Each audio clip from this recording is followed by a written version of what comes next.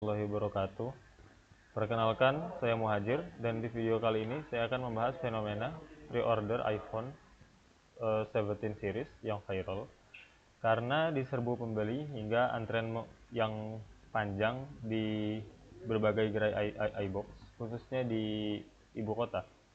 Kita akan melihat fenomena ini dari sudut pandang consumer behavior atau perilaku konsumen dalam perspektif ekonomi Islam. Pada berita yang dirilis oleh Liputan 6, pre-order iPhone 17 series langsung diserbu pembeli sejak hari pertama dibuka. Antrean panjang terlihat banyak gerai iBox, bahkan ada yang rela datang pagi-pagi demi menjadi yang pertama memiliki iPhone terbaru. Fenomena seperti ini sebenarnya bukan hal baru, karena setiap rilis produk Apple memang selalu menarik perhatian besar di Indonesia. Dalam materi consumer behavior, kita mempelajari bahwa keputusan pembelian seseorang tidak hanya dipengaruhi oleh kebutuhan, tetapi juga keinginan, tren sosial, branding, dan persepsi nilai. Produk seperti iPhone tidak hanya menawarkan fungsi, tetapi juga prestige, identitas sosial, dan pengalaman emosional. Ini membuat banyak konsumen terdorong melakukan impulsive buying atau pembelian karena dorongan emosional, bukan karena kebutuhan yang rasional. Dalam konteks modern, brand besar seperti Apple sangat kuat dalam memengaruhi perceived value atau nilai yang dirasakan konsumen, meskipun harga produk sangat tinggi. Menurut saya, fenomena antrean pre-order iPhone ini menunjukkan bahwa konsumsi masyarakat semakin bergeser dari kebutuhan ke gaya hidup.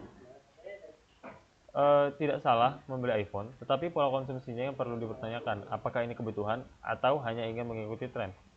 Antrean panjang hanya untuk smartphone bisa menunjukkan adanya consumerism atau budaya konsumtif yang semakin kuat di masyarakat. Bahkan beberapa pembeli mungkin membeli produk ini meski harus mencicil panjang, padahal belum tentu prioritasnya berada di kebutuhan utama. Analisis ekonomi Islam mengajarkan beberapa prinsip penting dalam konsumsi, diantaranya prinsip maslahah, larangan israf dan tabzir atau boros, lalu prinsip keseimbangan, lalu juga prinsip prioritas. Dari analisis ekonomi Islam, saya memberikan beberapa rekomendasi. Yang pertama, jadilah konsumen yang cerdas.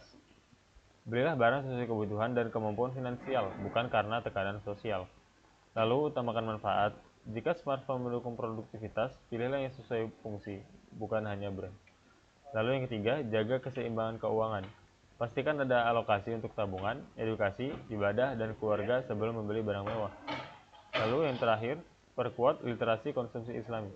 Sekolah, kampus, dan lembaga dakwah perlu mengedukasi generasi muda tentang prinsip konsumsi yang berlebihan.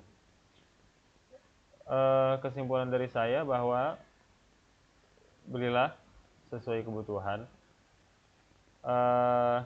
Yang penting adalah tahu diri.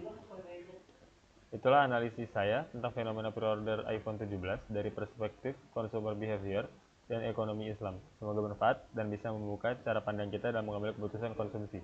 Assalamualaikum warahmatullahi wabarakatuh.